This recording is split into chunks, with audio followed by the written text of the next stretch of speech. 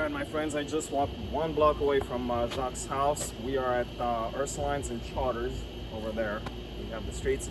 The building behind me is the Ursuline convent, and it's shrouded in a lot of mystery and intrigue. A lot of people here say that vampires might be living on the third floor. There's a whole story. I don't want to get into it because it doesn't tie too much into the story of Jacques, but I'll just say this. The convent is also open for the public, but only the first 2 floors. No matter how nice you will ask, the nuns will not take anyone to the third floor. Also, the shutters on the third floor have always been closed ever since people have been able to take pictures 150 years ago or more than that. Not a single picture of this building that have the shutters on the third floor opened up. A lot of people say here, a lot of locals say that it's for a good reason. It's so that the vampires on the third floor do not escape to harass us, to harm us, to kill us. Anyway, that's besides the point. My next story is about the steps of the chapel over there to the left of the convent, and I'll go there for this next one. We are at the corner, as I said, of Charters and Ursulines, and this corner here is very important for the next story. I'm going to walk this way past the convent, and at the end of the convent there, to the left, is the chapel that belongs to the convent, and some steps there. Something really creepy happened there. So I'm just going to simply walk over there.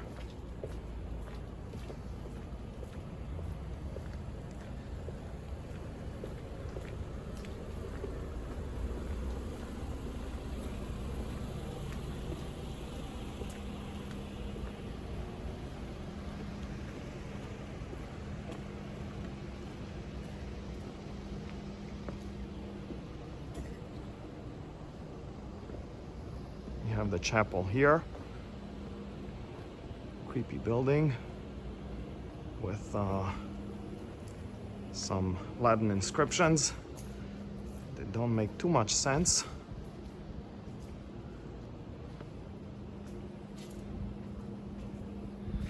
And I want to talk next about these steps over here and this sidewalk. So now, coming to more modern times, the year is 2002, and this story comes from a young city council member, a small-time politician at the time, but with a lot of ambition and a big political acumen. A lot of people were speculating at the time that this guy might run for governor of Louisiana, successfully so, and after that, maybe even president of the United States. So a lot of people might scoff at this. A politician who tells the truth. Haha, the story must be accurate. I believe it to be true though, because it's so bizarre. I cannot believe that any politician, especially a smart, ambitious one, would make up such a creepy, weird story to only tarnish his name, his reputation, and to look like an idiot in the eyes of the public. Instead, I believe that the guy was so profoundly marked by what happened to him on that night. He was really happy to have survived the night and told the truth exactly as it happened. So, in August of 2002, we had really hot weather. Now, every August is really hot here in New Orleans, but it was above average for a few days back then in 2002, that August. So hot and humid that the entire power grid in the French Quarter completely collapsed. So we had a complete blackout, and we had such incompetent authorities here, it took them 5 days to fix the problem. So imagine, for 5 days, none of these lights that you see here tonight. And granted, for those 5 nights, it was close to a full moon up in the sky, but that's pretty much the only light that we had. Very creepy, dark, and sinister, and scary.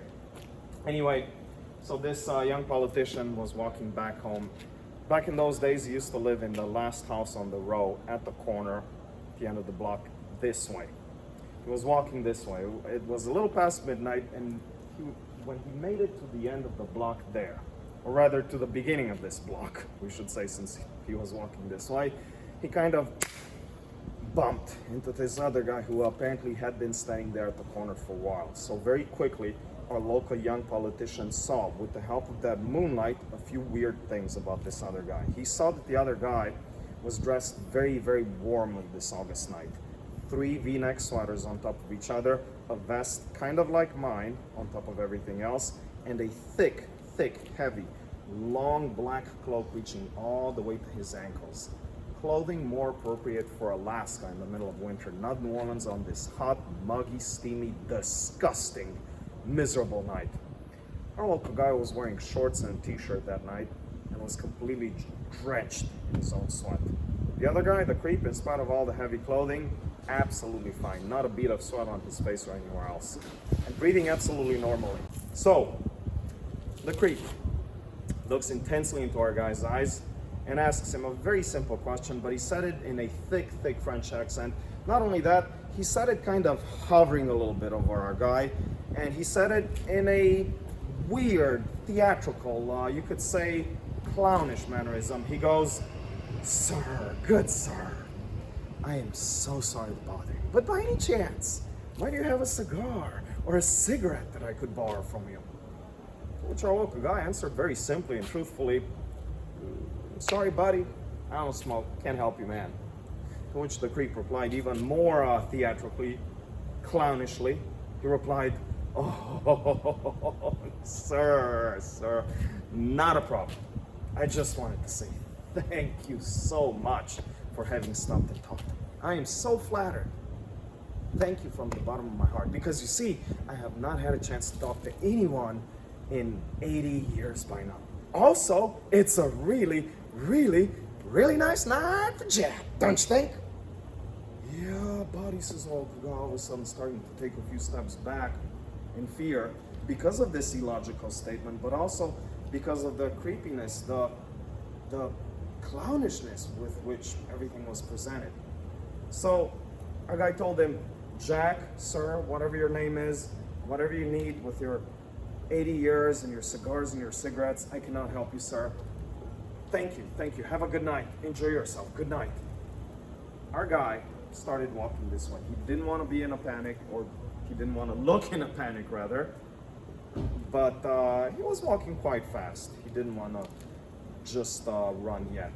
Anyway, about 30 seconds later, he got around these steps where I am right now. And he got this funny, creepy feeling overpowering him all of a sudden. He decided, you know what, even though I have not heard any footsteps behind me, let me make sure the guy didn't follow me. So he casts a quick glance behind, and with the help of that moonlight above, he saw that the creep was still standing there at the corner. Had not moved a single inch. So our guy is relieved all of a sudden. He's thinking, all right, he didn't follow me, not a problem.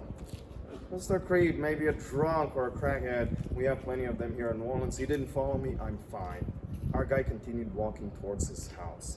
He is no longer in a panic now, so he's walking more slowly, right? Our politician gets in front of his house at the end of the block. He puts his key in the door, turns it, takes it out, puts it back in his pocket. He touches that knob again to get inside, but right before touching it, he has the same creepy feeling overcoming him yet again. So he decides, all right, one last time, let me make sure the guy didn't follow me. He casts a quick glance looking this way. And this time, as he's looking back, well, this time actually, the creep was still standing over there. He had not moved a single inch. So our guy is relieved once more. He's thinking again, well, just as I thought, a creep, a weirdo, a drunk, or a crackhead. We have plenty of these gutter punks here. He gets to turn his side around to face his door and go inside. But during this split second, maybe 1 second at the most, as he's turning his side around, he hears the slight whoosh behind his ear. And a second later, he sees the same creep, this time right in front of him, blocking his way into his house, between himself and the door, looking into his soul with these evil, sinister, creepy eyes. And the weirdo didn't say anything else but repeated what he had said before, this time no longer in clownishness, but actually quite seriously. He said, once again, sir, I just wanted to say it's a really, really, really nice night for Jack. And good night. Stepped aside like this, like a robot, almost like a robot. Let our guy walk inside his own home. Our guy walked inside, locked his door behind himself. He didn't say this part, but probably having urinated his pants by now, and got to tell the tale. Now my question for everybody in this audience watching this video is this. Is it possible that this Jacques character from year 2002 be the same Jacques St. Germain that I had already mentioned before in my previous story, just a couple of blocks away? Actually, less than that, a block and a half away. The same guy who had disappeared from this area, from the city of New Orleans, 83 years before this story. Now I get it. 83 and 80 are not the same number, but they're quite similar. They're quite close. Maybe it's because Jacques wanted to round things down to make it simpler for everybody. Both men were tall. Both dressed elegantly and warmly, even in summertime. Both were weird and made creepy, illogical statements. Now granted, the first one spoke mainly in French, whereas the modern one spoke in English, but with a heavy French accent. Let's also be honest about this. Jacques and Jacques are versions in French and English of pretty much the same name. Could they be one and the same, having survived all this time and not having aged and coming back to New Orleans 83 years later? And could it possibly be that the only reason Jacques spared the life of our local young politician was precisely because what this young politician was? An important guy, a public figure. Maybe because Jacques wanted or needed to use a public figure, a politician, as his mouthpiece, as his microphone, to be able to tell the world through the mouth of this guy, out of pride and narcissism, "World, New Orleans, I'm back. I know you hate me, New Orleans, but I love you back in my creepy old ways, and this time I'm here to stay, and I'm here to do some damage." Could this be what happened that night? Today, that politician is, well, no longer a politician. He works as a bartender. There is nothing wrong with that. I used to be a bartender myself, but it's not what he wants to be. He wanted to run for president of the United States. I don't think he would have ruined that on purpose. I think he was so marked by what happened to him on that night. At that moment, he was really happy to have survived the night and told the truth exactly as it happened, not thinking about his political future. I think he told the truth. Anyway, my friends, I have one more story that I want to tell you.